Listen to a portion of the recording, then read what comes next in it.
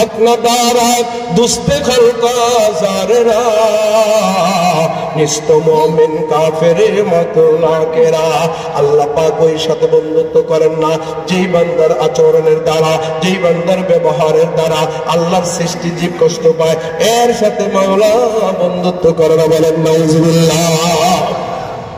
I বেরাদার गर तो हस्ती हक तलब जुज़्बा फरमाने खुदा मुको शायलाब।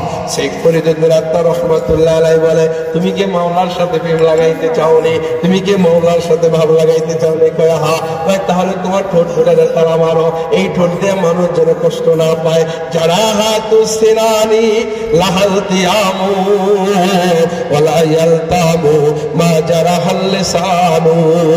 তরবারে দিয়ে আঘাত দিলে একদিন কাইটা, একদিন সিলাই অবস্থায়, একদিন সুন্দর মতো জায়গা লাগা যায়। ঠোঁট দিয়ে যদি কেউ আঘাত দেয়, কথার দিয়ে যদি কেউ আঘাত দেয়, এই আঘাত অন্তরের ভিতরে লাগে, এই আঘাত কোনদিন মুছে না। বলেন ঠিক কিনা? এই জন্য তোমার পাড়া প্রতিবেশীকে তুমি কষ্ট দিও না, তোমার ভাইকে তুমি কষ্ট দিও না। মায়খরো মাসহাব বাসোজন আতিশান্দার কাবাজন সাকিনে বুতখানা বাসো মর্দ মাজারে মাকুন, মর্দ মাজারে মাকুন। মায়খরো মাসহাব বাসোজন আতিশান্দার কাবাজন সাকিনে বুতখানা বাসো মর্দ মাজারে মাকুন। কাবা বনিয়া বেখলিলে আজারাস দিল গুজার গাহে জলিলে আকবরাস। এই সিলেটের মানুষেরা খুব খেয়াল করে শোনে, আপনি যদি কেউ জবান দিয়ে কাউকে কষ্ট দেন, আপনার হাত দিয়ে যদি কাউকে কষ্ট দেন, আপনার আচরণের দ্বারা যদি আপনার পাড়া প্রতিবেশী ভাই বোনেরা ওস্তাদ মুরব্বীরা কষ্ট পায়, আপনি কি কোনোদিন জানেননি কি গুনাহ হয়? আপনি তো মনে করেন আমি কবিরা গুনাহ করেছি, বড় গুনাহ করেছে। হ্যাঁ, আপনি শিরকি গুনাহ করেছে, বড় গুনাহ করেছে, এটা মনে করেন, কিন্তু কষ্ট দিলে কি গুনাহ হয় জানেন না। আল্লাহ রাসূল বলে, আল্লাহ পাক কেমন যেন বলতে চান শেরের ভিতরে, মাই খরো এই বান্দা তুমি মদ খাও, মাসহাব বাসোজো কোরআন শরীফ যেটা আছে, যেটা লৌহে মাহফুজে ছিল, এটাকে তুমি জ্বালাইয়া দাও।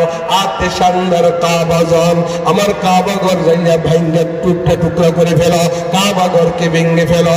এ মাই খরো মাসহাব বাসোজো আতে শানদার কাবাজন সাকিনে বুতখানা বাসো মর্দ মাজারে মাকুন। এবং তুমি মূর্তির মতো বানাইয়া, হিন্দুদের মতো মূর্তি বানাইয়া তার সকাল সন্ধ্যা পূজা করো। বলেন তো ভাই, এই যে চারটা গুনার কথা, কোনটা কম না বড় গুনাহ? মায়ে খাও মদ খাও, ছোট গুনাহ না বড় গুনাহ? মাসহাব বাসোজো কোরআন শরীফ জ্বালাইয়া দাও, ছোট গুনাহ না বড় গুনাহ? কাবা ঘর যদি জ্বালাইয়া দেন, ছোট গুনাহ না বড় গুনাহ? মূর্তি বানায় যদি ইবাদত করেন, ছোট গুনাহ না বড় গুনাহ?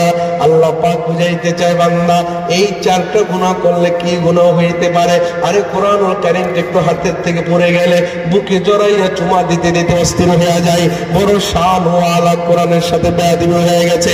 আমরা যখন খানায় কাবা বাইতুল্লাহর সামনে গেছি, আরে এই দিন আমার মওলার ঘর, এটা নিয়ে আমার রব্বে কাবার ঘর, বাংলাদেশ থেকে ওখানে গেলাম, আইরে ঘরের দিকে তাকাইয়া চোখের পানিগুলো আর রাখতে পারি না, কইলে ফাইটা শুধু কান্না আসে। এই নি কালাব ঘর, এই নি কাবা ঘর, এই কাবা ঘরে মওলা 24 ঘন্টা পর্যন্ত নূরের তাজাল্লি বর্ষণ করে। কাবা ঘরকে দেখে যে সর্বপ্রথম দোয়া করে, সাথে সাথে মওলা তার দোয়া কবুল করে নেন। এই কাবা ঘর যদি ভেঙে ফেলেন, যে কাবা ঘর বানিয়েছিলেন আল্লাহ, যে কাবা ঘর বানিয়েছিলেন ফেরেশতা, যে কাবা ঘর বানিয়েছিলেন আদম সফিউল্লাহ, যে কাবা ঘর বানিয়েছিলেন নূহ নজিউল্লাহ, যে কাবা ঘর বানিয়েছিলেন ইব্রাহিম খলিলুল্লাহ, যে কাবা ঘর বানিয়ে ইসমাইল জবিউল্লাহ, 10 বার বানানোর পরে এই কাবা ঘর যদি ভেঙে ফেলান, কেমন গুনাহ হবে রে? যেই মূর্তিকে বানাইয়া ইবাদত করবেন, এটাই বড় শিরকি গুনাহ হয়ে যাবে। আল্লাহ পাক বলেন, বান্দা এই সিলেটের মানুষ চার গুনাহ তুমি করো, কিন্তু মানুষের মনে কষ্ট দিও না। আল্লাহ বলে কয় কেন? কয় মানুষের মনে কষ্ট দিলে, কয় মদ খাইলে যেগুলো হয়, কাবা ঘর ভেঙে ফেললে যেগুলো হয়, কোরআনুল কারীম জ্বালাইলে যেগুলো হয়, মূর্তি বানিয়ে সেবা করলে যেগুলো হয়, এর চাইতে মারাত্মক গুনাহ হয়ে যায় কোন মানুষের অন্তরে কষ্ট দিলে। বলেন নাউজুবিল্লাহ। কয় কেন রে মাওলা এত কষ্ট কেন? কাবা বনিয়ান দেখো দিলে আজারাস, দিল গুজার গাহে জ্বলিলে আগবারাস। আল্লাহ পাক বলে বান্দা এই কাবা ঘর বানাইছেন আদম, এই কাবা ঘর বানাইছেন ফেরেশতা, এই কাবা ঘর বানাইছেন ইব্রাহিম খলিলুল্লাহ। আর এই দিলের কাবা ঘর কে বানাইছে জানোস নি? এই আল্লাহ কে বানাইছে? এই স্বয়ং কলবটাকে, এই ঘরের অন্তরটাকে আমি মাওলা কুদরতি হাত দিয়া নিজে থাকার জন্য ঘর বানাইছে। বলেন সুবহানাল্লাহ। ওইটা বানাইছে মানুষ আর এটা বানাইছে আমি আল্লাহ। ওই ঘর বানাইলে, ওই ঘর ভাঙলে যেগুলো হবে, তার চাইতে আমার মনের আয়নার ঘর, আমার ঘর কেউ যদি ভেঙে ফেলে, কথার মাধ্যমে, কেউ যদি হাতের মাধ্যমে, কেউ যদি আচার আচরণের মাধ্যমে, কেউ যদি গালির মাধ্যমে, কেউ যদি লেনদেনের মাধ্যমে হোক, যে যে সেক্টরের মাধ্যমে কেউ যদি কারো অন্তরে আঘাত দেয়, তাহলে তার মারাত্মক গুনাহ হয়ে যাবে। এই চারটা গুনাহ করলে যে পরিমাণ গুনাহ, তার চাইতে তার আমল নামে বেশি গুনাহ নন লেখা হয়ে যাবে। নাউজুবিল্লাহ। মুসা আলাইহিস সালাতু ওয়াস সালাম আল্লাহর সাথে কথা কইছেন 300 বার। কতবার? 3360টি সিঁড়ি অতিক্রম কইরা তুর পর্বতে যে আল্লাহ ডাক দিতেন, আর আল্লাহ ওই পর্দার উপর থেকে মুসা আলাইহিস সালামের সাথে কথা বলতেন। সুবহানাল্লাহ। আল্লাহ কে মুসা, তুই যে দূর কইরা আসলি, উম্মত কোথায় রেখে আসলি? কয় আল্লাহ আমি তাড়াতাড়ি আইছি তোমার সন্তুষ্ট করার জন্য। উম্মতের কি অবস্থা? ওরা আসতেছে। বলেন সুবহানাল্লাহ। মুসা নবী আল্লাহরে যায় সন্তুষ্ট করার জন্য। আর এই দিক দিয়ে আমার নবীজির ব্যাপারে আল্লাহ তাআলা বলেন, বন্ধু মক্কার মানুষ আপনার চেনে না, একটু থাপ্পড় দেয়, মারি দেয়, গালি দেয়, একটু সবর করেন, আমি ফুলের তোরা সাজাইয়া আপনাকে এমন দেওয়া দিব, আপনাকে আমি সন্তুষ্ট করে ফেলবো। সুবহানাল্লাহ। একদিক দিয়ে মুসা নবী যে আল্লাহ সন্তুষ্ট করার জন্য, আর স্বয়ং আল্লাহ বসে থাকে নবীকে সন্তুষ্ট করার জন্য। বলেন সুবহানাল্লাহ। মুসা নবী দৌড় দিয়া আল্লাহর সাথে কথাবার্তা বলার পরে এবার আল্লাহকে, আল্লাহ তোমার কথা যদি ভাই এত সুন্দর, তুমি কত সুন্দর, তোমার এবার একটু দেখতে চাই, পর্দা উঠাও। সুবহানাল্লাহ বলেন। কথা কি বোঝা যায়নি বাবা? বোঝা যাইতেছে ইনশাআল্লাহ। তো মুসা আলাইহিস সালামকে, আল্লাহ তোমার কথা যদি হয় এত সুন্দর, তুমি কত সুন্দর, একটু দেখতে চাই। সুবহানাল্লাহ বলেন। ताजा खाही दाश तंगर दाग है सीनाराम, ताजा खाही दाश तंगर दाग है सीनाराम, गाह गाहे बाज खानी किस्सा फौरी नाराम। मूसा अलैहिस सलातु वस्सलाम बोले, अल्लाह रब्बी अरनी अंजुर इलैक, ए मौला पर्दा उठाओ, रूपसार से बर काका जरा पर्दा उठा दो, लिल्लाहि मुझे हुस्ने खुदा दाद दिखा दो। এই মৌলা তোমার কথা যদি ভাই এত সুন্দর, তুমি মৌলা কত সুন্দর, পর্দা এবার উঠাও, তোমার চেহারা থেকে পর্দা সরাও, আমি তোমারে দেখতে চাই, আমি তোমার সৌন্দর্য দেখতে চাই। রব্বুল আলামিন বলেন, মুসা লাউ তারানি, আমার তুই দেখতে পারবি না, ওই চোখের ভিতরে পাওয়ার আমি করে দেই নাই, ওই চোখ দিয়ে আমার দেখার মতো সম্ভাবনা। এবার মুসাকে আল্লাহ ছাড়বো না, তুমি যতক্ষণ পর্যন্ত না দেখাইবা আমি তোমারে না দেখা ছাড়বো না। আল্লাহ তাআলা বলে, মুসা আমার তো দেখা সম্ভবই না, তবে একটু পরীক্ষা করে আমি একটু নূরের তাজাল্লির ছিটা তুর পর্বতে ফেলাবো, যদি সবুর করতে পারস, যদি ওয়াইট সহ্য করতে পারস, তাহলে আমার দেখতে পারবি। রেডিয়া শুননি? কয় হা। বলেন না সুবহানাল্লাহ। এবার আল্লাহ পাক বলে, আমি মুখতাসার ভাবে বলবো, আমার বয়ান খুব লম্বা, যেতে হবে অনেক গভীরে। এবার আল্লাহ পাক বলে, মুসা রেডি বা, আমি দেখার ব্যবস্থা করতেছি। তুর পর্বতে নূরের তাজাল্লির সিটা ফালাবো, যদি সহ্য করতে পারো আমি আমার পর্দা উঠাইয়া তোরে আমার দেখা দিব। আগে আমি নূরের তাজাল্লির সিটা ফালাইয়া নই।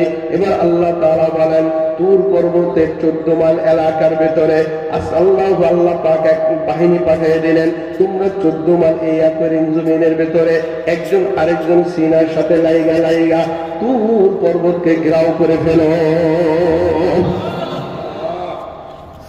14 মাইল এলাকা ফেরেশতারা আয়েশা এক সিনার সাথে আরেক সিনা লাগাইয়া দাঁড়াইয়া যায়। রব্বুল আলামিন তুর পর্বতকে বলে, তোর পর্বত এর ভিতরে যারা আছে সিংহ, বাঘ, শিয়াল আর পিঁপড়া, তোমরা যত শ্রেণীর মাখলুকাত আছো, যদি বাঁচতে চাও তুর পর্বত থেকে বের হয়ে যাও। আমি মাওলার নূরের তাজাল্লির সিটা ফালাবো, তুর পর্বত কিন্তু জ্বলে পড়ে সরকার হয়ে যাবে। বাঁচতে যদি চাও এই একরিং জমিন থেকে বের হয়ে যাও। পিঁপড়া তার বাচ্চাগুলা লয়া বের হয়ে যায়, বাঘ তার বাচ্চাগুলা লয়া বের হয়ে যায়। একজন আরেকজনে জিজ্ঞাসা করে, কিরে ভাই তুই কোথায় যাইতেছ? কয়, আল্লাহ বলছে মুসা নবী আল্লাহরে দেখবো, আল্লাহ তুর পর্বতে নূরের তাজাল্লির সিটা ফালাইব।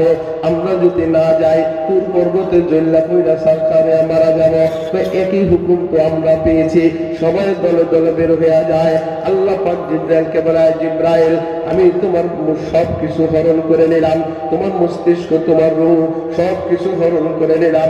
জিব্রাইল আলাইহিস সালাম মুসা আলাইহিস সালামের পাশে মূর্তির মতো দাঁড়াইয়া যায়, আর তার কোনো চিন্তা চেতনা, কোনো শক্তি থাকে না। মুসা জিব্রাইল আলাইহিস সালাম পাথরের মতো দাঁড়াইয়া যায়। আবার আল্লাহ হুকুম দিলেন, হে কিরামান কাতিবিন, মুসা আলাইহিস সালামের দুই কাঁধে দুই ফেরেশতা, তোরা কি বাঁচতে চাসনি? কয় হ্যাঁ। তাহলে মুসা আলাইহিস সালামের কাঁধ থেকে বের হয়ে যা, নূর পর্বতে আমি নূরের তাজাল্লির সিটা ফালাবো। মুসা কিন্তু বেহুশ হয়ে যাবে, তোরা কিন্তু জ্বল্লা পুরা সরকার হয়ে যাবে। কিরামান কাতিবিন বের হয়ে যায়। বলেন সুবহানাল্লাহ।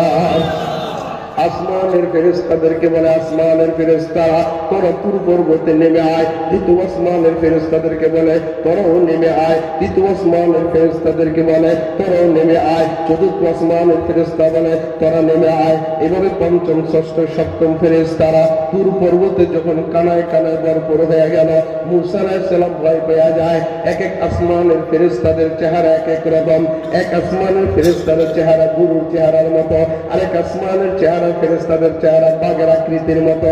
এক এক রকম দেখে যখন মুসা আলাইহিস সালাম ভয় পেয়ে যায়, মুসা কয়, আল্লাহ চোখ, আল্লাহ কয় চোখ, বলছি না আবার দেখতে পারবে না, দেখতে যখন তোর হবে এগুলো তোর সহ্য করতে হবে। এরপর নামরা আমি তুর পর্বতে নূরের তাজাল্লির সিটা ফালাবো। কানায় কানায় ফেরেশতা ভরপুর, এক হইল মুসা, আর সব জায়গায় হলো ফেরেশতারা। বলে সুবহানাল্লাহ। বুঝা যায় বাবারা? এবার মুহূর্তের ভিতরে আমাবস্যার রাত অন্ধকার হয়ে যায়। মুহূর্তের ভিতরে বিজলি চমকানো আরম্ভ করে দেয়। এই বিজলি চমকানোর সাথে সাথে বড় বড় গর্জন আরম্ভ করে দেয়। বিজলি চমকানোর সাথে সাথে মুসা আলাইহিস সালাম কয়, আমি উপরের দিকে তাকাইয়া দেখি প্রথম আসমান ফাঁকা হয়ে গেছে, দ্বিতীয় আসমান ফাঁকা হয়ে গেছে, তৃতীয় আসমান ফাঁকা হয়ে গেছে, চতুর্থ আসমান ফাঁকা হয়ে গেছে, পঞ্চম আসমান ফাঁকা হয়ে গেছে, ষষ্ঠ আসমান ফাঁকা হয়ে গেছে, সপ্তম আসমান ফাঁকা হয়ে গেছে, সিদরাতুল মুনতাহা ফাঁকা হয়ে গেছে। আমি নিচ থেকে তাকাইয়া দেখি, তুর পর্বত থেকে তাকাইয়া দেখি, আর সে আজিম পর্যন্ত দেখা যায়। এক হইল অন্ধকার, আর ওই বিজলির চমকানোর কারণে আরশ পর্যন্ত দেখা যায়। আল্লাহ পাক তখন বললেন, মুসা রেডি কি? তুমি কি রেডি নেই? মুসা আলাইহিস সালাম কয় রেডি। এবার আল্লাহ পাক বলেন, আমার 70,000 নূরের পর্দা, ওই পর্দার উপারে থাকে আমি ওই উপারের পর্দার থেকে 70,000 পর্দার থেকে আমি একটা পর্দার আমি হাদিসের ভিতরে দুই ধরনের আছে। একটা পর্দার কতটুকু পরিমাণ, গরুর নাক আছে, নাকের ভেতরে দুই সাইডে দুইটা ছিদ্র আছে, এক ছিদ্র পরিমাণ আমি আল্লাহ পাক বলেন নূরের তাজাল্লি, ওই 70,000 পর্দার এতটুকু ফাঁক করলাম। ওখান থেকে নূরের তাজাল্লির একটু ফোকাস আমি তুর পর্বতে ফেলাইছি। সঙ্গে সঙ্গে তুর পর্বত জ্বললা সারকার হয়ে চোখের সুরমা হয়ে গেছে। মুসা আলাইহিস সালাম বেহুশ হইয়া 40 দিন পরে রয়েছে। এক রেওয়ায়েত, 2 নম্বর রেওয়ায়েত হইল না না না, আল্লাহ পাকের নূরের তাজাল্লি এতগুলো ফলায় নাই, ওই কতটুকু ফলাইছে। আম্মা জানেরা, আমার বোনেরা যখন সুই সেলাই করে, সুই সুতা দিয়া সেলাই করে, সুইয়ের পিছনে গাড়ার পিছনে যেই পরিমাণ ফোঁটা, ওই পরিমাণ ফোঁটা দিয়া আল্লাহ পাক 70,000 পর্দার এতটুকু পরিমাণ ফাঁকা করছেন। ওখান থেকে নূরের তাজাল্লির ফোকাস ছাড়ছেন, ওটা তুর পর্বতে পড়ছেন। সঙ্গে সঙ্গে তুর পর্বত জইল্লা সরখার হইয়া মক্কা মদিনায় যায়, হাজিরা চোখের সুরমা কিনে নিয়ে আসে, ওটাই হইল তুর পর্বতের। বলেন না সুবহানাল্লাহ। মুসা আলাইহিস সালাতু ওয়াস সালাম 40 দিন বেহুশ হয়ে পড়ে, 40 দিন পর হুশ আসে। আল্লাহ কয় দেখবি নে মুসা। এবার আল্লাহ পাককে মুসা আলাইহিস সালাম বলে, আল্লাহ মাফ চাই, তোমার দেখার মতো শক্তি আমার না। আল্লাহ আকবার। जहां तक है रुबूबियत खुदा की, वहां तक है नबूवत मुस्तफा की। सुभान अल्लाह। আমার মওলা যত এরিয়া ব্যাপী খোদা, আমার নবীজি তত এরিয়া ব্যাপী নবী। বলেন সুবহানাল্লাহ। মুসা নবী আল্লাহর দেখতে চাইয়া আল্লাহর দেখতে পারে নাই, ওই দিক দিয়ে আমার নবীজি মক্কার ভিতরে উম্মে হানির ঘরে ঘুমায়। ওখান থেকে জিবরাইল এবং মিকাইলকে পাঠায়, এবার নবীজিকে ঘুম থেকে জাগায়, উম্মে হানির ঘরকে ফাঁকা করে, ওখান থেকে নবীজিকে উড়াইয়া উড়াইয়া হাতিমে কাবার উপরে নিয়ে আসে, নবীজিকে ওখানে রাখে। নবীজি ঘুমাইয়া যায়, ওখান থেকে জমজমের কূপের কাছে নাই। নবীজিকে বললেন, ইয়া রাসূলুল্লাহ, আপনার একটু শুইতে হবে। নবীজি জানতেন জিবরাইল নিজের মন ইচ্ছা মতন কোনো কাজ করে না। ওমা ইয়ানতিকু আনিল হাওয়া ইন হুয়া ইল্লা ওয়াহয়ুন ইউহা। সুবহানাল্লাহ। মেরা মুহতারাম ভাই, আল্লাহ তাআলা বন্ধুর ব্যাপারে কি করেন, নবীজিকে জাগাইয়া উম্মে হানির ঘর থেকে লইয়া জমজমের কূপের কাছে লইয়া নবীজি এবার শয়। জিবরাইল আলাইহিস সালাম গলার থেকে নাভি পর্যন্ত আনাবি পর্যন্ত একটা টান দেয়। এটা হলো এক রাওয়ায়াত। কয় না না না না, নবীজির কলিজার ভেতরে, নবীজির সিনায় জিবরাইল আঙুল লাগাইলে নবীজির শান থাকে না, নবীজির মান থাকে না, নবীজির ইজ্জত থাকে না, নবীজির আজমত থাকে না। তাহলে কি করেছেন জিবরাইল আলাইহিস সালাম? এভাবে হাতটাকে নবীজির সিনা মুবারকের বরাবর রাইখা এভাবে ফাঁকা করছেন, অটোমেটিক নবীজির সিনা ফাঁকা হয়ে গেছে। নবীজির সিনা ফাঁকা হয়ে যায়। প্রত্যেকটা মানুষের বামদুদের 2 আঙ্গুল নিচে আল্লাহ তাআলা একটা গোস্ত বানাইছেন। এই গোস্তের টুকরার নাম কলব, এটার নাম অন্তর, এটার নাম মন, এটার নাম দিল। আলা ইন্না ফিল জাসাদি মুযগা ইযা সালাহাত সালাহাল জাসাদু কুল্লুহু ওয়া ইযা ফাসাদাত ফাসাদাল জাসাদু কুল্লুহু। আল্লাহু হিয়াল কাল। আমার নবীজি বলেন এই গোস্তের টুকরাটার দাম এমন, এই গোস্তটার টুকরার এত শান, এটা যদি কারো পরিষ্কার হয়ে যায়, তার হাত পরিষ্কার হয়ে যায়। এটা যদি পরিষ্কার হয়ে যায়, চোখ পরিষ্কার হয়ে যায়। এটা যদি পরিষ্কার হয়ে যায়, জবান পরিষ্কার হয়ে যায়। এটা যদি কার পরিষ্কার হয়ে যায়, পুরা মানব দেহ পবিত্র হয়ে যায়। আবার এটা যদি নাপাক হয়ে যায়, ওর হাত যতই পরিষ্কার করুক না কেন, ও নাপাক। এটা যদি অপরিষ্কার হয়ে যায়, ওর চেহারা যত সুন্দর হোক না কেন, ও অপবিত্র। কথা বল ঠিক কিনা? মুখের দাগে বিচলিত তুমি, দেখো আয়না বারে বার, অন্তরের নাই খবর তোমার, সে যে এক উচ্ছিতে কদাকার। ইহু জীবনে ভিবর তুমি, নেই মরণের খবর। তুমি যে বাই নামে মুসলিম, কাজে ইবলিশের দোসর। মিনারে মিনারে তাকবীর ধ্বনি যায় শোনা যায় আজো, মনের রাজ্যে কাপন গরানি, নাই শুধুনির খোঁজরা। ইলাহাম জোরে জোরে লা ইলাহাম। এই যারা বাইরে আসো ভেতরে চলে আসো। লা ইলাহাম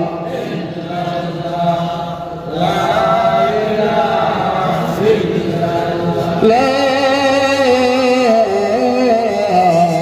ইলাহাম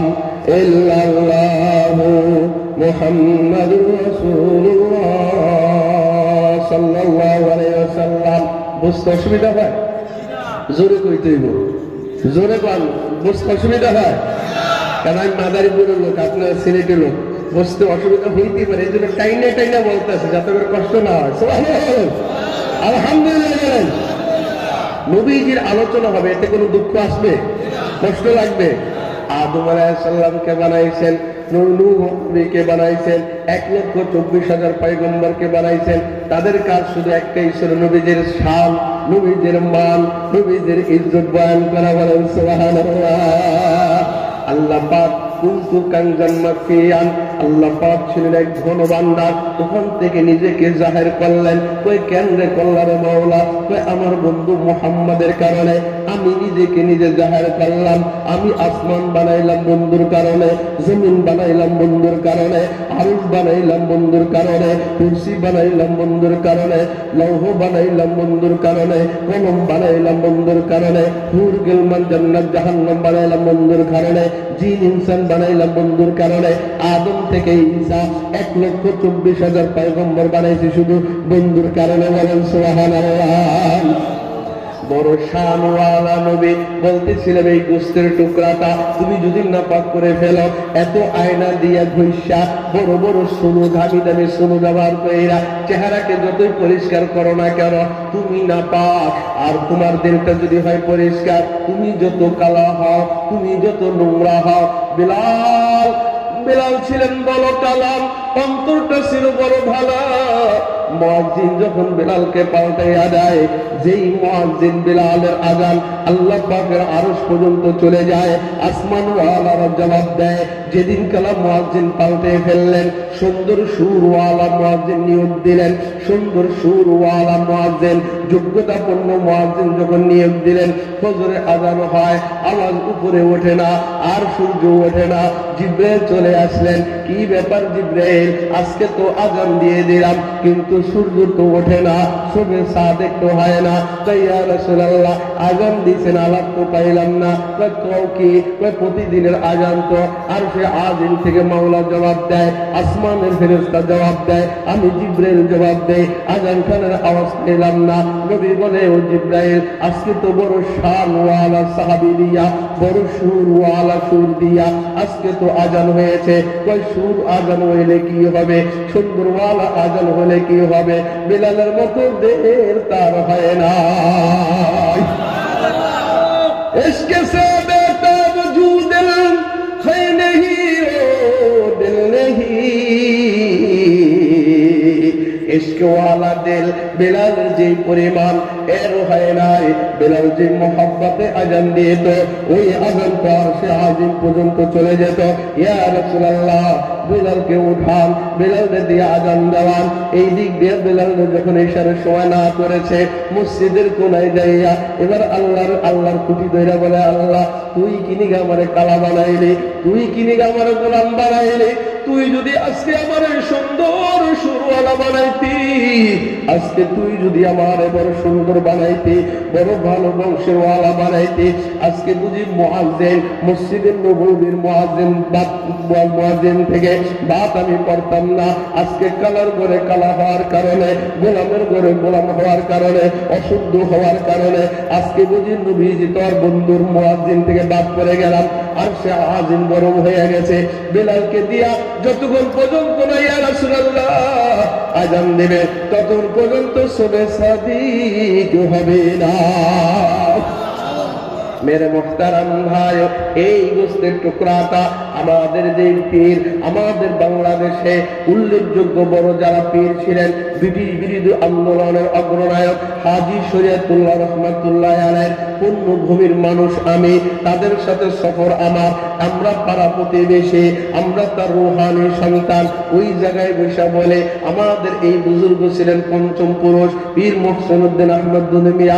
তোমরা কি জানো না, এই যে কলবখানা আছে, এই কলবটার গোস্তটা হইল লাল, লাল, এটা মুখে নিয়ে চাবানো যায়, কিন্তু আল্লাহ তাআলা এই গোস্তের ভেতরে এত জায়গা বানাইছেন যেই জায়গা আরো সে নাই। এই গাছটার এই যে গোস্তের টুকরার ভেতরে এত জায়গা বানাইছেন যেটা আসমানের উপরে নাই, না জমিনের উপরে আছে, না লৌহে না কলমে, লালা মাকানে লালা মাজিদে আছে। কই ব্যাপার সেবার কি? কই এই জায়গার ভেতরে এত জায়গা, কই কত জায়গা? মান্না গুঞ্জন দরজমিনো আসমা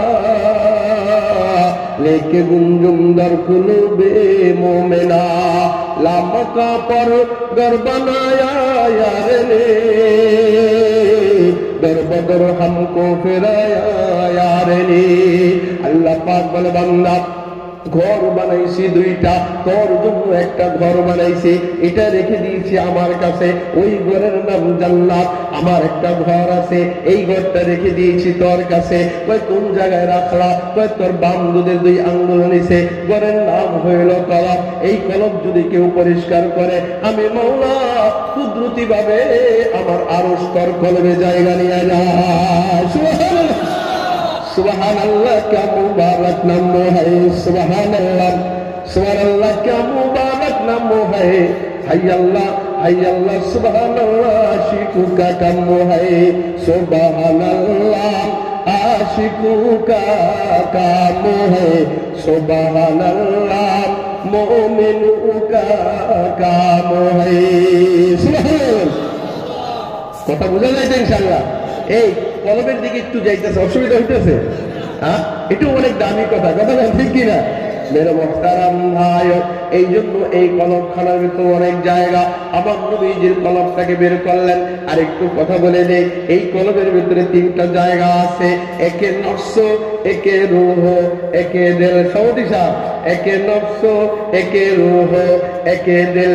ওয়ালেকিন দর হরফে হর এক হস্তে মুশকিল, সিফাতে নফস শাওয়াতা গজিদান, সিফাতে দিল হামা তোয়াতে রাকরদান। আমার বিশ্বাস হুজুরে সুলতান আহমদ নানুপুরি রহমাতুল্লাহ আলাইহি বলেন, আমার বিশ্বাস হুজুরে শাহ আব্দুল খালেক শাহ হুজুরে বয়ান করেন, ওই কলবের এখানে 3টা জিনিস আছে। একটার নাম হইল নফস, আরেকটার নাম হইল কলব, আরেকটার নাম হইল রূহ। বলেন সুবহানাল্লাহ। জিনিস আলাদা, জিনিস কি আলাদা? একটার নাম নফস, আরেকটার নাম রূহ, আরেকটার নাম কলব। নফসেরও শক্তি আছে, রূহেরও শক্তি আছে, মাঝখানে কলব, এর কোনো শক্তি নাই। বলেন সুবহানাল্লাহ। কই কেমনে বুঝবো? কই নফস যখন শক্তিশালী হয়ে যায়, তুমি যখন মদ, গাঁজা, সিগারেট, জিনা আর ব্যভিচার, মিথ্যা কথা আর বাদ করে সিটারি কইরা যখন তুমি তোমার নফস তাজা করে ফেলো, এই নফস শক্তিশালী হয়ে যায়। এই নফস যখন শক্তিশালী হয়ে যায়, এই মাঝখানে হইল কলব, এটা থাকে ভাসমান অবস্থায়। এই কলবটার টান দিয়া নফসের সাথে লাগাইয়া ফেলায়, তখন তোমার হাত গুনাহ করে, তোমার চোখ গুনাহ করে, তোমার অঙ্গ প্রত্যঙ্গ গুনাহ করে। মানে তুমি যেটাই করো সেটা খালি গুনার কাজ করতে ভালো লাগে। পশ্চিম দিকে আসার খাইতে ভালো লাগে না, নামাজ পড়তে ভালো লাগে না, মাহফিলে যাইতে ভালো লাগে না, পর্দা করতে ভালো লাগে না, হালাল খাইতে ভালো লাগে না। তোমার কেমন মনে চায়? বিড়ি খাইতে মনে চায়, গাঁজা খাইতে মনে চায়, নারী নিয়ে ঘুরতে মনে চায়, গুনার কাজ করতে মনে চায়। কথা বল ঠিক কিনা? নফস যখন কলবকে নফসের সাথে লাগায়, এইটা হলো পীর মুরিদের আলোচনা। আমি হইলাম এই ডাক্তার, আমার চিকিৎসা হুজুরে এই যে তো, হ্যাঁ আমি হইলাম এই রোগের ডাক্তার, আমি আপনিও এই রোগের ডাক্তার, আপনিও শিখবেন, আপনিও অন্যজনকে শিখিয়ে দিবেন। আমাদেরকে শিখিয়েছেন আমাদের ডাক্তার পীর মাশায়েখগণ। সুবহানাল্লাহ। আবার যখন রূহ, যখন কোন মানুষের আহলুল্লাহদের সোহবতে, আল্লামা কমরউদ্দিন সাহেবের সোহবতে, ফুলতুলি সাহেবজাদার সোহবতে কেউ যদি বায়াত হইয়া তার সাথে রুহানিয়তের কাজ করেন, সকালবেলা জিকির করেন, সন্ধ্যার বেলা জিকির করেন, রাতের বেলা তাহাজ্জুদ করেন, সত্য কথা বলা আরম্ভ করে দেন, হালাল খাইতে আরম্ভ করে দেন, রুহের ভেতরে আপনার শক্তি সঞ্চয় হবে। রুহের ভেতরে যখন শক্তি হবে, এবার এই কলবটাকে, যেই কলবটা নফসের সাথে লাগা ছিল, রুহ এবার একটা টান দেয়। এবার টানের চোটে কলবটাকে রুহুর সাথে লাগাইয়া ফেলায়। রুহুর সাথে লাগানোর সঙ্গে সঙ্গে এই মানুষটা ভালো কাজ করতে আরম্ভ করে দেয়। এই জন্য বলা হয় সিফাতে নফস সুশাওয়াতা গজিদান, সিফাতে দিল হামাতাত রাকারদার। নফসের সিফাত হলো গুনার কাজের দিকে তোমাকে নিয়ে যাওয়া, আর রূহের কাজ হইল তোমাকে ভালো কাজের দিকে নিয়ে যাওয়া। বলেন সুবহানাল্লাহ। আমাদের এক বুজুর্গ বলেন, এই দুনিয়ার মানুষেরা মানুষ ঘর বানাইয়া বড় একটা তালা দিয়া রাখে, ওটার ভেতরে দামি দামি সম্পদ থাকে, টাকা থাকে, স্বর্ণ থাকে, কোন সময় মণিমাত্র থাকে, অনেক সম্পদ, দামি দামি জিনিস থাকে। কয় তালাটা যদি তুমি খুলতে পারো, চোর যদি তালা খুলতে পারে, ডাকাত যদি তালা খুলতে পারে, ভেতরে যদি যাইতে পারে, এবার স্বর্ণের চুরি গুলা লয়ে আসতে পারে, বড় বড় টাকার বান্ডিল গুলা লয়ে আসতে পারে। কথা বল ঠিক কিনা? মেরে মুখতারাম ভাই, আমাদের বুজুর্গরা বলেন এই কলপটা হইল একটা তালা লাগানো, এই কলপটা হইল তালা লাগানো, এই তালাটাকে খুলতে হবে। কই তুমি কেমনে খুলবা? তোমার খোলার জন্য একজন মুরব্বী লাগবে। ওই মুরব্বীর পরামর্শ অনুযায়ী তুমি যখন সকাল সন্ধ্যা জিকির করবা, ইয়া দেহক দুনি ইয়া নসবহ শামকার, जिस लिए आया है तू काम कर, दार फानी की सजावट पर न जा, नेकियों से अपना असली घर सजा। তুমি যখন আহলুল্লাহর হাতে, আল্লামা কমরউদ্দিন চৌধুরী সাহেবের হাতে তুমি যখন বায়াত গ্রহণ করবা, হুজুর বলবে মিথ্যা কথা বলা ছেড়ে দাও বাবা, 5 ওয়াক্ত নামাজ শুরু করে দাও বাবা, সকালবেলা 6 তাসবিহ জিকির শুরু করে দাও, সকালবেলা 12 তাসবিহ জিকির শুরু করে দাও, সন্ধ্যার সময় 12 তাসবিহ জিকির শুরু করে দাও। রাত যখন হয়ে যাবেন, গভীর রাতে 2-4 রাকাত 6 রাকাত 12 রাকাত তাহাজ্জুদ নামাজ পড়া তো শিখানা লইয়া যখন মাওলার প্রেমে তুমি যখন টান দিবা, লা ইলাহা ইল্লাল্লাহ পর্দায়ে হস্তি अगर सो जीबना रे ला इलाहा आजम बे पर्दा बेनी नूर इल्लल्लाह रा। তোমার কলবে তো অনেক গুনাহগুলো পড়ে রয়েছে, হিংসার গুনাহগুলো তোমার কলবে আছে, কবিরা গুনাহগুলো তোমার কলবে আছে, শিরকি গুনাহগুলো তোমার কলবে আছে, মিথ্যার গুনাহগুলো তোমার কলবে আছে। হায় হায় শত শত গুনাহ আছে। তুমি যখন গভীর রাতে উঠা মাওলার কালামা পড়া, যখন কলবটার উপরে গুনাহগুলোর উপরে আগুন ধরাইয়া দিবা, গুনাহগুলো জ্বললা পড়া সারখার হয়ে যাবে। এরপরে যখন ইল্লাল্লাহ জরব দিতে থাকবা, তোমার কলবের ভেতরে যে তালাবদ্ধ অবস্থায় ছিল, যেই নূর দিয়ে তুমি মাওলা পর্যন্ত যাইতে পারো না, যেই নূর দিয়ে তুমি আসমান পর্যন্ত দেখতে পারো না, যেই নূর দিয়ে তুমি কবরের ভেতরে দেখতে পারো না, আল্লাহ তাআলা তোমাকে এমন চোখ দান করবেন, জমিনে বসে থাকবা, মাওলার আরশে আজিম পর্যন্ত ঘুরে আসবা। কলবের চোখ খুলতে হবে, কলবের তালা খুলতে হবে। আমাদের এক বুজুর্গ ছিলেন খাজা আব্দুল ওয়াহিদ রহমান, খাজা নিজামউদ্দিন আউলিয়া রহমাতুল্লাহ আলাইহি। বলেন সুবহানাল্লাহ। আইসা গেল বললে নেই নাকি অসুবিধা হয়? এই কষ্ট হয়নি বাবা, একটু কমে দেন। তো আমাদের একজন বুজুর্গ ছিল নিজামউদ্দিন আউলিয়া রহমাতুল্লাহ আলাইহি, আমার মতো না, পরে যে কমরউদ্দিন সাহেবের মতো, ফুলতলি বিশ্ব হুজুরের মতো যখন প্রেমের বয়ান করতেছিলেন, কলবের বয়ান করতেছিলেন, ইশকে মারিফতের বয়ান করতেছিলেন, নিজামউদ্দিন আউলিয়া তো বড় আউলিয়া ছিল। এবার তার অন্তরের ভিতরে আগুন ধরে, এবার মাওলার প্রেমে লাফাইতে আরম্ভ করে দেয়। বলেন সুবহানাল্লাহ। অনেক সময় দেখবেন চরমনাই ওয়ালারা যখন বয়ান করে, শায়েখ যখন বয়ান করে, উজানি ওয়ালারা বয়ান করে, নানুপুরে বয়ান করে, ফুলতলি বিশ্বরা যখন বয়ান করে, কিছু আসে গেছে টানের চড়ে দৌড় পাড়া আরম্ভ করে দেয়, লাফালাফি আরম্ভ করে দেয়, আসে গেছে না। তো হুজুরে এমন একজন বুজুর্গ বয়ান করতেছিলেন, ওই বুজুর্গ ওখানে উপস্থিত ছিলেন নিজামউদ্দিন আউলিয়া। তিনি এই স্টেজের উপরে লাফাইতে আরম্ভ করতেছিলেন, লাফাইতেছিলেন। ওখানে আবার আরেকজন বুজুর্গ ছিল হাকিম জিয়াউদ্দিন রহমাতুল্লাহ আলাইহি। তিনি ওখান থেকে আইসা নিজামউদ্দিন আউলিয়ার কাঁধে হাত রাখছেন।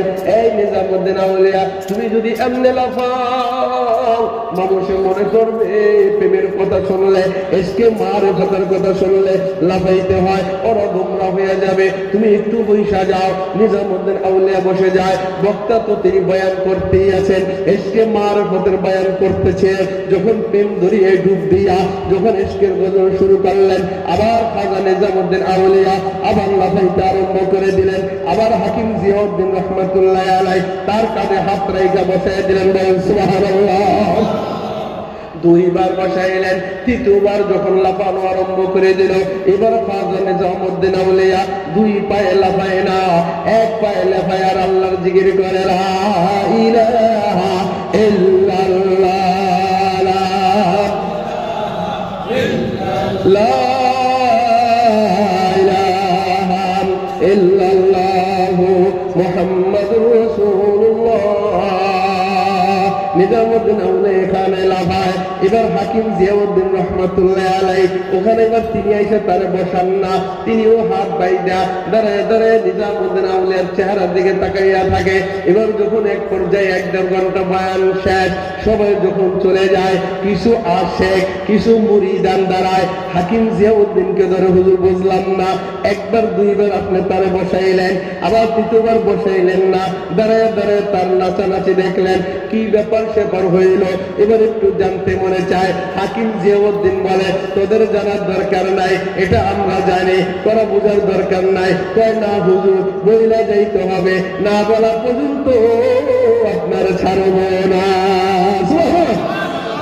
মিয়ানে শিকু মাশুক রমজিস কেরামান কাতিবিন রহম খবর নিস, ইসকে আউয়াল দরদ ইমাম শুকে পয়দামি শাবাত, তানা সুজদ শমা কে পারো ওয়ানা সদামি শাবাত, চু জলাতা है किसी को वो भी जलता है जरूर, शमा भी जल जाते हैं पर वरना जल जाने के बाद। এবার হাকিম জিয়াউদ্দিন কয়টা হবে শোন, যখন হুজুরের প্রেমের গল্প সর্ব করতেছিলেন, এসকে মারিফতের বয়ান করতেছিলেন, আমি তাকাইয়া দেখলাম খাজা নিজামউদ্দিন আউলিয়া এখানে তো লাফায় না, আর বডিটা এখানে লাফায়, রুহুটা প্রথম আসমানে যাইয়া লাফানো আরম্ভ করে দিয়েছি। আমি ওখানে গেলাম, বডি আমার এখানে, ওখানে যাইয়া হাত রাখলাম, হাতটা দেখতে দেখা যায় জমিনে, খাজা নিজামউদ্দিন আউলিয়ার কাঁধে বসাইয়া দিলাম। এবার যখন দ্বিতীয়বার যে বসাইলেন, এবার দ্বিতীয়বার যায় দেখি রুহু আর প্রথম আসমানে যায় নাই, প্রথম আসমান অতিক্রম করে দ্বিতীয় আসমানে চলে গেছে, দ্বিতীয় আসমান অতিক্রম করে তৃতীয় আসমানে, এবার যায় যে চতুর্থ আসমানে যাইয়া নিজামউদ্দিন আউলিয়ার রুহু লাফানো আরম্ভ করে দিয়েছে। আমি যাইয়া ওখানে যাইয়া তাকে বসাইয়া দিলাম। হুজুর 2 নম্বর বুঝলাম, 3 নম্বর যে লাফাইতে ছিল আপনি যে বসাইলেন না, ব্যাপার স্যাপার কি? 3 নম্বর আমি কেমনে লাফানো বন্ধ করবো, আমার তো সাহস হইল না। কেমনে কি হয়েছে? আমি তাকাইয়া দেখি নিজামউদ্দিন আউলিয়ার রূহ, এই রুহের ভেতরে এত শক্তি সঞ্চয় হয়েছে, এই রুহটা 7 আসমান ভেদ করিয়া, সিদরাতুল মুনতাহা ভেদ করিয়া, লৌহ কলম ভেদ করিয়া আল্লাহ আরো সে যাইয়া মাওলার সাথে কথা আরম্ভ করে দিয়েছে। আমি এখানে দাঁড়াইয়া দৃশ্য দেখতেছিলাম, হায় রে, একজন নিজামউদ্দিন আউলিয়ার রূহ কি পরিমাণ শক্তিশালী হইলে মালিকের দরজার সামনে, মালিকের আরশে আযিমের সামনে ওইভাবে ওখানে লাফাইতে আরম্ভ করে দেয়। আমার সাহস হইল না, আমি মাওলার সামনে থেকে নিজামউদ্দিন আউলিয়ার কেমনে লাফাই, মালিক যদি আমার ধরে তাহলে আমার তো কোনো রক্ষা নাই। ওই যে মূসা আলাইহিস সালামের জমানায় রাখাল যখন তার বকরিগুলো ছাইরা মাওলার প্রেমে যখন বৈশা, এবার মাওলার আরম্ভ করে দেয়, মাওলা পরে যদি পাইতাম আমার বকরির দুধ দহন কইরা তোরে খাওয়াইতাম, তোরে যদি পাইতাম মাথার চুল আশ্রাইয়া দিতাম, তোরে যদি পাইতাম মাথার উপর গুলা মাইরা দিতাম, তোরে যদি পাইতাম পায়ে হাত দিতাম, তোর সেবা যত্ন করতাম। মুসা নবী তো যায় খান দিয়া কথাগুলো যখন শোনে, এবার মুসা নবী দমক দেয়, কারণ মুসা নবী শরীয়তের আলেম ছিলেন। এটা তো বাতিনি ভাবে মাওলার সাথে প্রেমের গল্প ছিল, বলেন সুবহানাল্লাহ। এটা তো মুসা আলাইহিস সালাম বুঝেন নাই। এবার মুসা আলাইহিস সালাম গায়ে বেটা আল্লাহ শরীক দরস্কা, আল্লাহ কি কোনো হাত পাও আসেনি? কুল হুয়াল্লাহু আহাদ আল্লাহুস সামাদ লাম ইয়ালিদ ওয়া লাম ইউলাদ ওয়া লাম ইয়াকুল লাহু কুফুয়ান আহাদ, বলেন সুবহানাল্লাহ। মেরে মুহতারাম ভাইও, এ আমার ভাইয়েরা, এবার যখন কি বলতেছিলাম,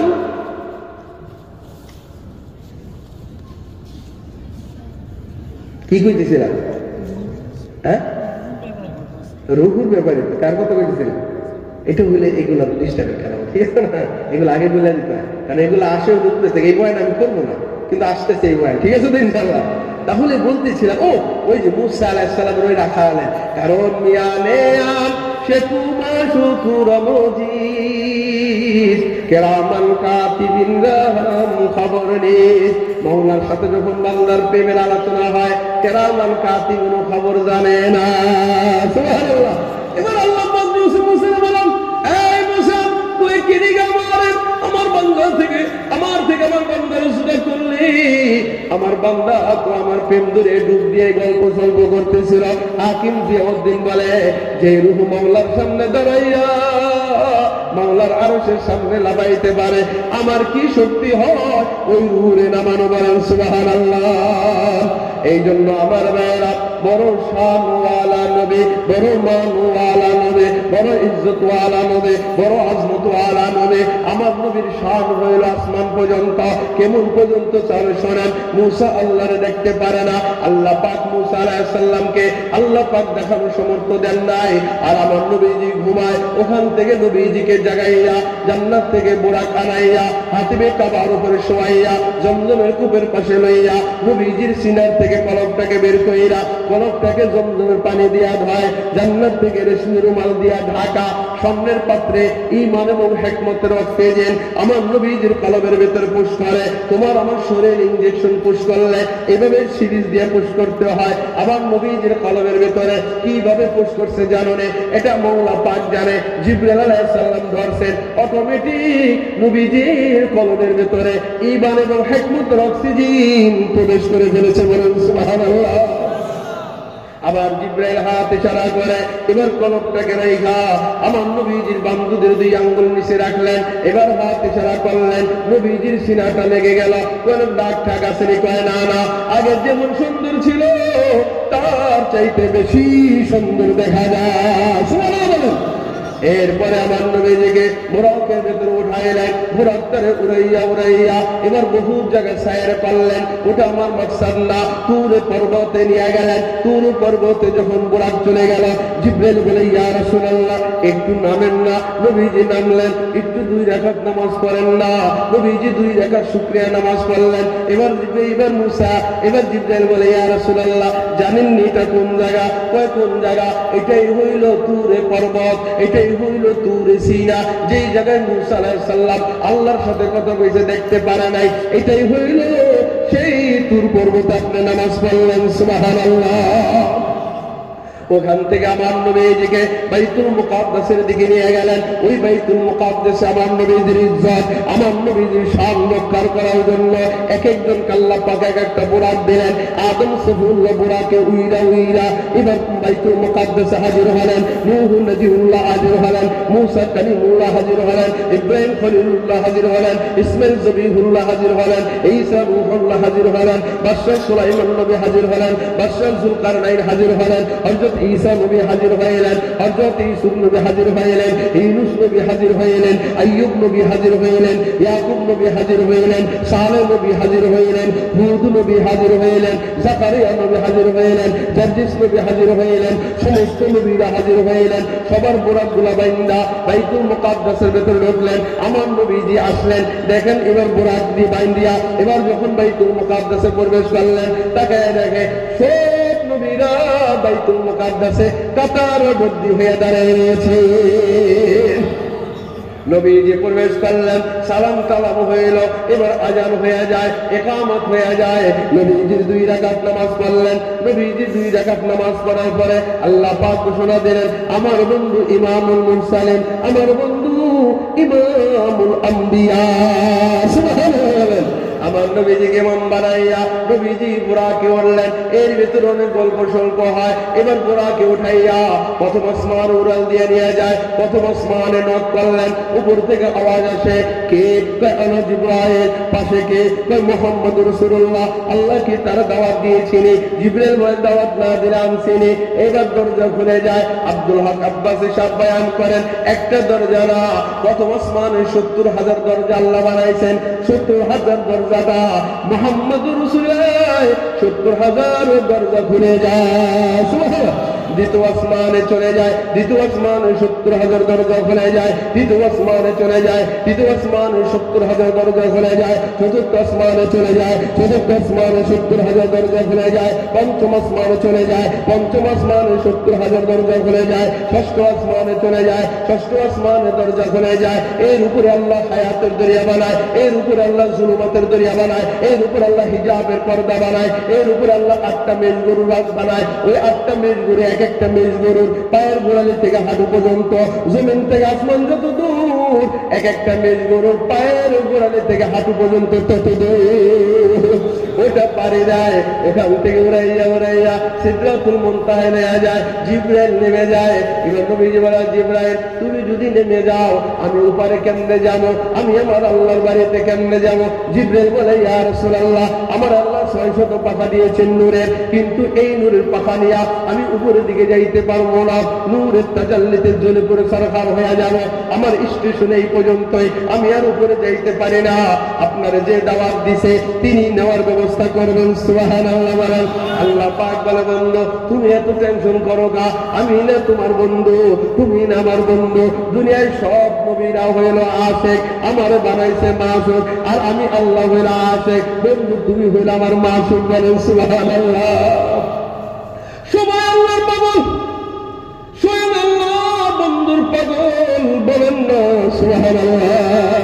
সবাই আল্লাহর পাগল, আল্লাহ হইল বন্ধুর পাগল। এবার আল্লাহ পাক বলে, বন্ধু আমি যানবাহন পাঠাইতেছি আরো দামি যানবাহন, তার নাম হবে রাসূল। নবী আল্লাহ পাক রাসূল পাঠান। এবার নবীজির কাছে চলে আসে, বন্ধুরে বলে, বন্ধু আপনি রাসূলে ওঠেন। নবীজি রাসূলে উঠলেন। নবীজি রাসূলে উঠা আল্লাহ পাকের কুদরতি হাতে রিমোটে চাপ দিলেন, নবীজিকে উড়াইয়া উড়াইয়া শরীফে আকলাম নামক জাদত পাড়ি দিয়া, লামাকান আল্লাহ মাদুদ পাড়ি দিয়া, লৌহ কলম পাড়ি দিয়া উড়াইয়া উড়াইয়া আল্লাহ পাকের আরশের সামনে প্রথম গেট, ওই গেটের সামনে এবার ওই রসরক যানবাহন তারা নামাইয়া দেয়। নবীজিকে সালাম আল্লাহ পাক দিয়ে দেয়। বলেন সুবহানাল্লাহ। এবার ওখানে যখন নাইমা যায় আল্লাহ পাক বলে, বন্ধু দরজার সামনে যেহেতু আইসেই গেছো, আমার বাড়ির সামনে আইসো, এবার আমি তো মেহমান, আমি তো মেজবান, তুমি তো মেহমান। তোমার না একটা সুন্নত ছিল মেহমান মেজবানের বাড়িতে গেলে কিছু হাদিয়া টাদিয়া নিয়ে যায়। বন্ধু তুমি আমার জন্য কি লই আইছো? এখানে তো আদম সফিউল্লাহর দাওয়াত দেই না, এখানে তো নূহ নাজিউল্লাহ দাওয়াত পায় না, এখানে তো মুসা কালিমুল্লাহ দাওয়াত পায় না, এখানে তো ঈসা রূহুল্লাহ পায় না, এখানে তো ইসমাঈল জবিহুল্লাহ পায় না, এখানে কোন পয়গম্বর পায় না। আমি তো তোমার লই আইছি, আমার জন্য কিছু আনবা টানবা না। আল্লাহ পাক নবীজি বলে, ইয়া আল্লাহ তুমি খাওনি, তুমি যদি খাইতা পবিত্র খানা লই আইতাম, তুমি যদি পোশাক পরতা দামি দামি পোশাক নিয়ে আইতাম, কিন্তু তুমি তো খালেক, তুমি তো কিছু খাও না, তুমি তো কিছু পড়ো না। এবার এই কথা বলতে না বলতেই নবীজির শরম পাইয়া যায়। নবীজি আল্লাহর কুদরতি পায়ে ওই আরশে আযমের সামনে সিজদায় পড়ে। এবার আল্লাহ দেখলেন বন্ধুর বাড়িতে আনছে, বন্ধু শরম পাইছে, এই শরমটাকে দূর করতে হইবে। আল্লাহ পাক দিলের ভিতর পোষ করলেন, আত্তাহিয়াতু লিল্লাহি ওয়াসসালাওয়াতু ওয়াত-তাইয়্যিবাত। এবার বন্ধু মাথা উঠায় আল্লাহরে কয়, আল্লাহ এমন জিনিস তোমার জন্য লাইছি, এমন হাদিয়া পৃথিবীতে আর কেউ তোমার জন্য আনে নাই। বন্ধু তুমি কি আনছো? আমার 3টা জিনিস লই আইছি। আমার জবান আমি তোমার জন্য লই আইছি। জবান নাম বাজিকরে হর কুশাদি দিলাম রাজাও কে আদে খেশদাদি।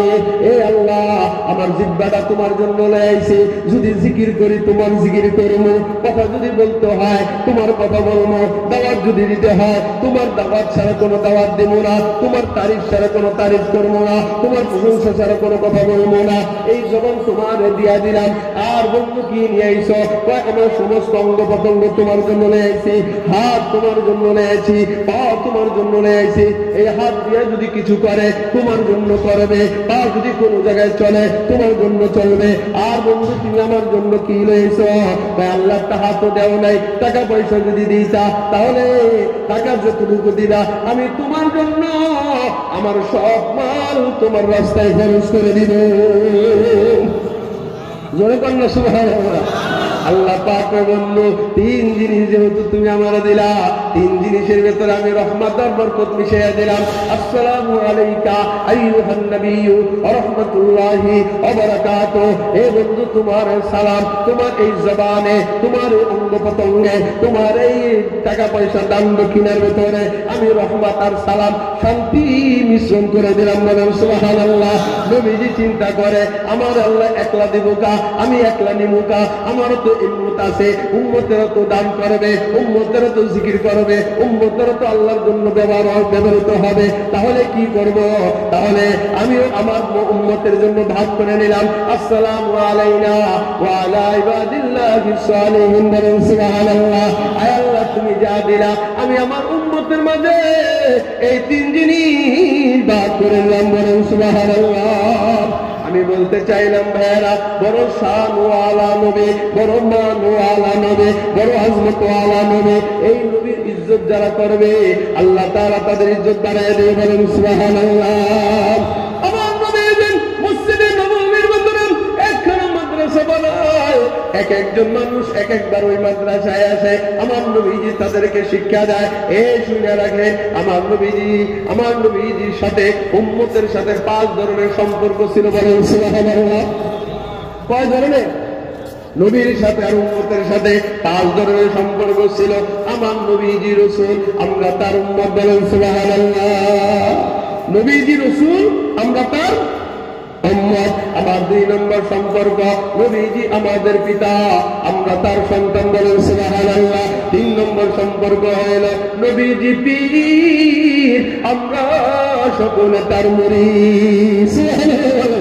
4 নম্বর সম্পর্ক হইল নবীজি উস্তাদ, আর আমরা সকলে তার ছাত্র। বলেন সুবহানাল্লাহ। নবীজি যখন উস্তাদ হয়ে যাইতেন, এবার এক একজনকে নামাজের শিক্ষা দিতেন, এক একজনকে হজের শিক্ষা দিতেন, এক একজনকে জিকিরের শিক্ষা দিতেন, এদেরকে হাদিসের শিক্ষা দিতেন। তলাবুল ইলমি ফরিদাতুন আলা কুল্লি মুসলিমিন। আল্লাহ রাসূল শিক্ষা দেয় দ্বীন ইসলাম শিক্ষা করা, দ্বীন শিক্ষা করা প্রত্যেকটা নর নারীর উপর ফরজ। বলেন সুবহানাল্লাহ। বলেন দ্বীন শিক্ষা করা ফরজ কি ফরজ না?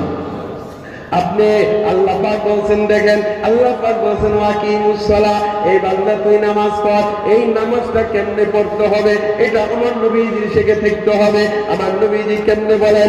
এ বন্ধু, আমার নবীজি বলেন তোমরা নামাজ কেমনে পড়বা জানো রে? আমার মাওলা আমার নামাজ দিয়েছেন, ওই যে আরশে আযমিনিয়া যে 50 ওয়াক্ত নামাজ দিয়েছিলেন, কমাইতে কমাইতে 5 ওয়াক্ত নামাজ আছে। এই নামাজটা কেমনে পড়তে হবে? নবীজি বলেন আগে তোমার পবিত্রতা অর্জন করতে হবে, শরীর পাক করতে হবে, কাপড় পাক করতে হবে, নামাজের জায়গাও পাক করতে হবে। কথা জান ঠিক কিনা?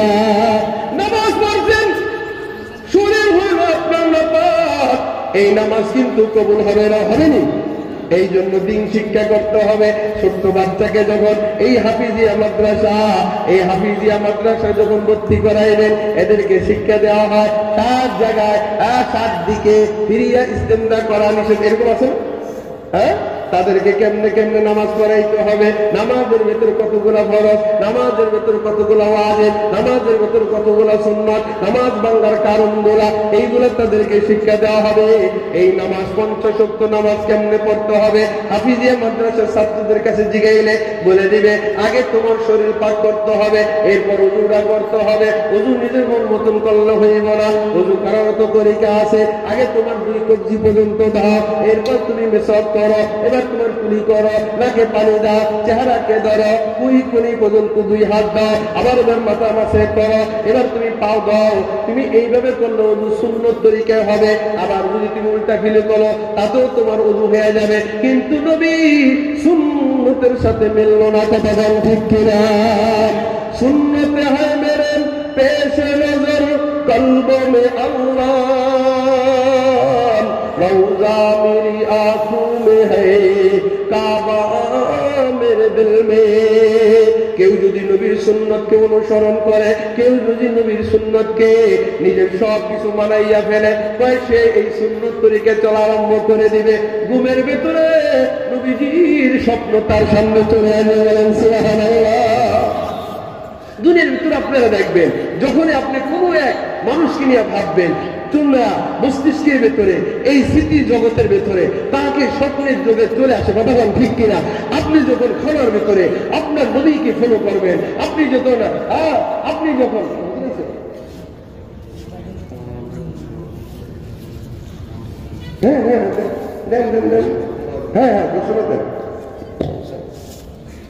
আলহামদুলিল্লাহ, সম্মানিত উলাইকা আবাই ফাজনি বিমিসলিহিম ইযা জামাতনা ইয়া জারিরুল মাজামিউ। আমার ভাইরা, আমাদের শায়েখ ও মুর্শিদ এখন যে নসিহত করে গেলেন, আল্লামা কমরউদ্দিন চৌধুরী সাহেব জাদায়ে ফুলতলি হযরতকে দেখার জন্য আমার অনেক ইচ্ছা ছিল। আলহামদুলিল্লাহ, বিনি আন্দার খুদ উলুমে আম্বিয়া, বিনি আন্দার খুদ উলুমে আম্বিয়া, বেকিতাবো মে মুঈনুদু সে তাবলেন সুবহানাল্লাহ। মান মুজাম্মাল আজ্জামাল কিস্তি, মান মুজাম্মাল আজ্জামাল কিস্তি, মান মুকাম্মাল আসকামাল কিস্তি, মান মুজাম্মাল আজ্জামালে হাজিয়াম, মান মুকাম্মাল আসকামালে হাজিয়াম। বলেন সুবহানাল্লাহ। আমার ভাইয়েরা, আল্লামা কমরউদ্দিন সাহেবের চেহারা এটা বড় শানওয়ালা চেহারা। হযরত ওয়ালা তার সাহেব জাদা ছিলেন। এবার একজন আহলুল্লাহ যে মজলিসে উপস্থিত হয়ে যায়, এবার একজন আহলুল্লাহ যে মজলিসে উপস্থিত হয়ে যায়, খোদার কসম করে বলে ওই মজলিসের ভিতরে রহমতের বন্যা বইতে আরম্ভ করে দেয়। হুজুর বয়ান করতেছিলেন ঈমান, আমিও বয়ান করতেছিলাম ঈমান। ঈমান হইল লা ইলাহা ইল্লাল্লাহ, বলতেছিলাম লা ইলাহা ইল্লাল্লাহ মুহাম্মাদুর রাসূলুল্লাহ। লা ইলাহা ইল্লাল্লাহ হলো পাসপোর্ট, এটা হলো ঈমান। কারো দুনিয়ার ভেতরে পাসপোর্ট আছে, ভিসা নাই, সে India, America, Japan, German, Switzerland কোথাও যাইতে পারবে না। পাসপোর্ট আছে, ভিসা আছে, সে সব জায়গায় যাইতে পারে। কথাগণ ঠিক কিনা? লা ইলাহা ইল্লাল্লাহ হলো পাসপোর্ট, মুহাম্মদুর রাসূলুল্লাহ হইল ভিসা। কেউ যদি এই জমানায় আমার নবীজির আগমনের পরে দুনিয়াতে আসে, মুহাম্মদুর রাসূলুল্লাহর সিল যদি তার দেহের ভিতরে না থাকে, মুহাম্মদুর রাসূলুল্লাহর সিল যদি তার নামাজে না থাকে, মুহাম্মদুর রাসূলুল্লাহর সিল যদি তার ওযুতে না থাকে, মুহাম্মদুর রাসূলুল্লাহর সিল যদি তার জিকিরে না থাকে, ওই জিকির, ওই নামাজ মাওলার দরবারে কবুল হয় না। বলেন সুবহানাল্লাহ। লা ইলাহা ইল্লাল্লাহ হইল পাসপোর্ট, মুহাম্মদুর রাসূলুল্লাহ হইল ভিসা। লা ইলাহা ইল্লাল্লাহ থাকে ভেতরে, মুহাম্মদুর রাসূলুল্লাহ থাকে বাহিরে। লা ইলাহা ইল্লাল্লাহকে দেখানো যায় না, মুহাম্মদুর রাসূলুল্লাহকে লুকানো যায় না। তোমাকে যদি কেউ প্রশ্ন করে লা ইলাহা ইল্লাল্লাহ দেখতে কেমন, রব্বে কাবা দেখতে কেমন, তোমার জবাব আসবে মাওলা যেমন তিনি তেমন, তার কোনো মেসাল নাই। কথাগণ ঠিক কিনা? মুহাম্মদুর রাসূলুল্লাহ থাকে বাহিরে, তাকে লুকানো যায় না। তোমাকে যদি কেউ প্রশ্ন করে মুহাম্মদ রাসূলুল্লাহ কেমন, তুমি বলে দিতে পারবা। শামাইল তিরমিজির কিতাব খুলে দিবা, নবীজির চোখ দুটো ছিলেন এমন, নবীজির গাল মুবারক ছিলেন এমন, নবীজির চুল মুবারক ছিলেন এমন, নবীজির আঙ্গুল মুবারক গুলো ছিলেন এমন। নবীজি যখন কথা বলতেন, দাঁতের ফাঁকা দিয়া নূর বের হইতো, ওই নূরে পুরা মসজিদ ঝলমল হয়ে যাইত। নবীজি এমন শানওয়ালা ছিলেন। আমার নবীজি নামাজে দাঁড়াইছেন, নবীজিকে লুকানো যায় না। আল্লাহু আকবার বলে নামাজে দাঁড়াইছেন, পিছনে সাহাবায়ে কেরাম জামানিয়া চুলকি করে, নড়াচড়া করে। আল্লাহ রাসূল নামাজ শেষ করে বলে, ও বিয়ারা, তোমরা নামাজের ভিতরে কেন এত চুলকি কেন, এত নড়াচড়া করে কেন? সাহাবায়ে কেরামের প্রশ্ন, ইয়া রাসূলুল্লাহ, ঘুমের ঘরে কেমনে দেখেন? ঘুমের ঘরে কেমনে দেখেন? ইয়া রাসূলুল্লাহ, দোয়া নামাজের ভিতরে কেমনে দেখেন? আপনি ছিলেন নামাজে, নামাজের পিছনে কেমনে দেখলেন? আমাদের একজন পিসাব আছে, আমাদের একজন দাদা পিসাব ছিলেন হুসাইন আহমদ মাদানী রহমাতুল্লাহ আলাইহি, নবীর বংশধর হুসাইন আহমদ মাদানী। ওই কেমনে দেখতো জানো রে? আমার নবীজি যখন নামাজে দাঁড়াইতেন, ওই নামাজে যখন হাত ভাঙতেন, নবীজির গাল মোবারকের নূর, উনি এখানে দাঁড়াইবে, আপনার মোবাইলে বাজে, কোনো অসুবিধা নেই। আপনি নাকের মোবারকের নূর, নবীজির ঠোঁট মোবারকের নূর, এটা সামনে ওয়ালে দেয়া লাগতো। ওই নূর লাগার সঙ্গে সঙ্গে মওলা আয়না বানাইয়া দিত। ওই আয়নার ভিতরে তাকাইয়া তাকাইয়া নবীজি সব পিছনে সবকিছু দেখতেন। বলেন সুবহানাল্লাহ। কেমন সুন্দর ছিলেন আমার নবীজি। চাঁদ সে তসবিহ দেনা ये भी कोई इंसाफ है, उसके से बेहतर है চাঁদ সে আওসাফ হে। আমার নবীজির সুন্দর চেহারাকে নিয়ে যদি কেউ পূর্ণিমার চাঁদের সাথে তুলনা করে, সেই জুলুম করলো। আমার নবীজির চেহারার ভিতরে একটা কালো দাগ, এই কালো দাগটা পূর্ণিমার চাঁদের চাইতে বেশি সুন্দর। তাহলে না জানি নবী কত সুন্দর।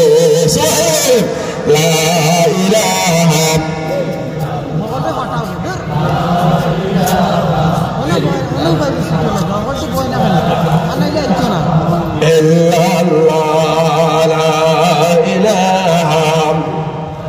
মেরে মোহতারাম ভাইও, আলোচনার একটার পর একটা বাড়ায়। এই আলোচনায় করে শেষ করতে গেলে 2 ঘন্টা লাগে। আবার একটা বিষয় আছে, ওই যে মানুষের প্রতি মানুষের হক। আরে মানুষের প্রতি মানুষের হক তো অনেক আছে, এটা কইলে আর আমি বাড়িতে যাইতে পারবো না। আমি যদি কই মেয়ে তোমার উপরে হক ছিল, তুমি বড় মেম্বার হয়েছিল, আমার পাড়া প্রতিবেশী ঘুমাইয়া ছিল না খাইয়া, আমার পাড়া বাড়ির সামনে দেওয়া যাইতে পারে নাই, এটা যদি বলি তাহলে মেম্বার সব হক আদায় করে নাই। মেম্বার সব গম চুরি করে খাইছে, মেম্বার সাহেব নিজের ঘর তৈরি উঠেছে। মেম্বারের উচিত ছিল, মাধ্যমের উচিত ছিল, চেয়ারম্যানের উচিত ছিল, এমপি মন্ত্রীর উচিত ছিল নিজের ঘর না বানাইয়া, যতক্ষণ না আমার একটা কর্মীর, আমার কর্মীর ঘর ভালো না হবে, রাস্তা ভালো না হবে, তাদের সামনে 2 মুঠো খানা ভালো মতো না দিতে পারবো, আমিও ভালো খানা খাবো না। আল্লাহু আকবার বলেন। এটাও হইল নবীওয়ালা আখলাক। আমার নবীজির পথের পেছনে ওই যে মা বুড়ি মা কাটা বিদ্ধ করে রাখতেন, 1 দিন রাখে 2 দিন রাখে, নবীজি কামড়ে ব্যথা পায় কিন্তু 1 দিন রাখে না, 2 দিন রাখে না। এই মেয়ে নবীজির দিকে খেয়াল করেন। আমার নবীজি চিন্তা করলেন, কি ব্যাপার আজকে পথে কেন কাটা নাই? বুড়ি কি হয়ে গেল? এবার বুড়ির ঘরের ভিতরে যায়, এবার দেখে বুড়ির সালাম টালাম দেয়। কি ব্যাপার আম্মা, আপনি যে পথে কাটা দেন না, তো আমি কেমনে দিমু? আমি বড় অসুস্থ, আজকে কয়েকদিন ধরে অসুস্থ।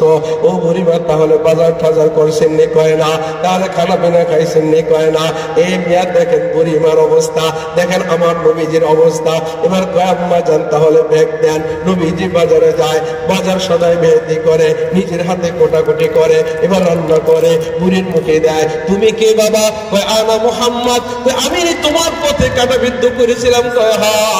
তোমার মতো তো সুন্দর মানুষ হতে পারে না, তোমার সাথে তোমার মতো তো এত ভালো মানুষ হতে পারে না।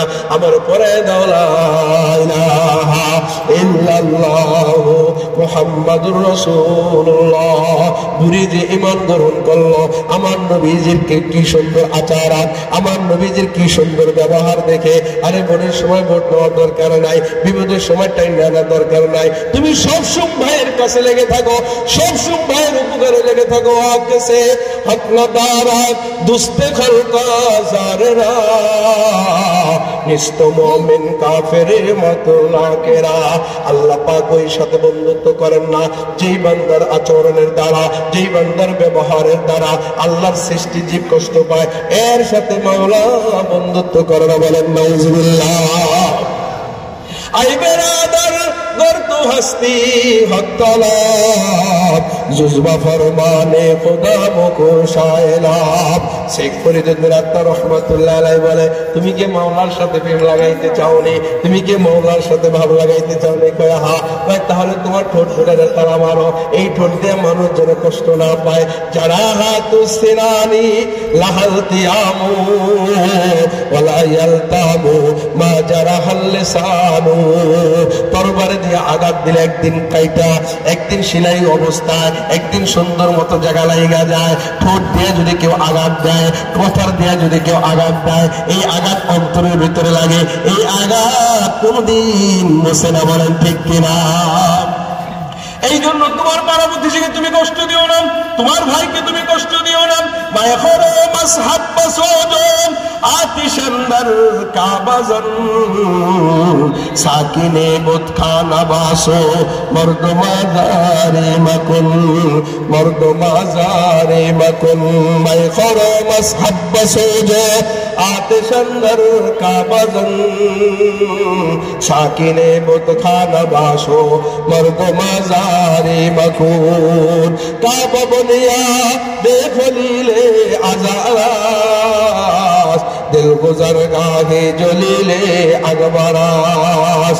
এই সিলেটের মানুষেরা খুব খেয়াল করে শুনে, আপনি যদি কেউ জবান দিয়ে কাউকে কষ্ট দেন, আপনার হাত দিয়ে যদি কাউকে কষ্ট দেন, আপনার আচরণের দ্বারা যদি আপনার পাড়া প্রতিবেশী ভাই বেড়াদার ওস্তাদ মুরব্বীরা কষ্ট পায়, আপনি কি কোনোদিন জানেননি কি গুনাহ হয়?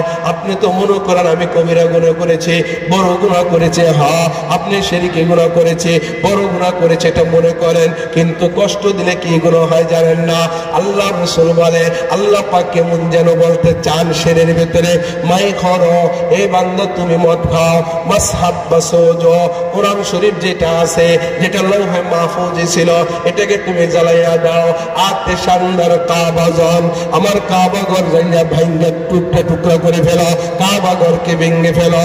এ মাই খরো মাসহাব্বাসুজ আতে শানদার কাবাজন সাকিনে বুতখানা বাসো মর্দ মাজারে মাকুন। এবং তুমি মূর্তির মতো বানাইয়া, হিন্দুদের মতো মূর্তি বানাইয়া তার সকাল সন্ধ্যা পূজা করো। বলেন তো ভাই, এই যে চারটা গুনার কথা, কোনটা কম না বড় গুনাহ? মায়ে খাও মদ খাও, ছোট গুনাহ না বড় গুনাহ? মাসহাব্বাসুজ কোরআন শরীফ জ্বালাইয়া দাও, ছোট গুনাহ না বড় গুনাহ? কাবা ঘর যদি জ্বালাইয়া দেন, ছোট গুনাহ না বড় গুনাহ? মূর্তি বানায় যদি ইবাদত করেন, ছোট গুনাহ না বড় গুনাহ? আল্লাহ পাক বুঝাইতে চায়, বান্দা এই চারটা গুনাহ করলে কি গুনাহ হইতে পারে।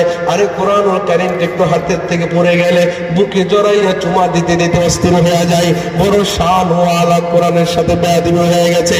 আমরা যখন খানায় কাবা বাইতুল্লাহর সামনে গেছি, আরে এই দিন আমার মওলার ঘর, এটা নিয়ে আমার রব্বে কাবার ঘর, বাংলাদেশ থেকে ওখানে গেলাম, আইরে ঘরের দিকে তাকাইয়া চোখের পানি গুলা রাখতে পারি না, কই যে ফাইটা শুধু কান্না আসে। এই নি কালাব ঘর, এই নি কাবা ঘর, এই কাবা ঘরে মওলা 24 ঘন্টা পর্যন্ত নূরের তাজাল্লি বর্ষণ করে। কাবা ঘরকে দেখে যে সর্বপ্রথম দোয়া করে, সাথে সাথে মওলা তার দোয়া কবুল করে নেন। এই কাবা ঘর যদি ভেঙে ফেলেন, যেই কাবা ঘর বানিয়েছিলেন আল্লাহ, যেই কাবা ঘর বানিয়েছিলেন ফেরেশতা, যেই কাবা ঘর বানিয়েছিলেন আদম সফিউল্লাহ, যেই কাবা ঘর বানিয়েছিলেন নূহ নজিবুল্লাহ, যেই কাবা ঘর বানিয়েছিলেন ইব্রাহিম খলিলুল্লাহ, যেই কাবা ঘর বানিয়ে ইসমাইল জবিউল্লাহ, 10 বার বানানোর পরে এই কাবা ঘর যদি ভেঙে ফেলান, কেমন গুনাহ হবে রে?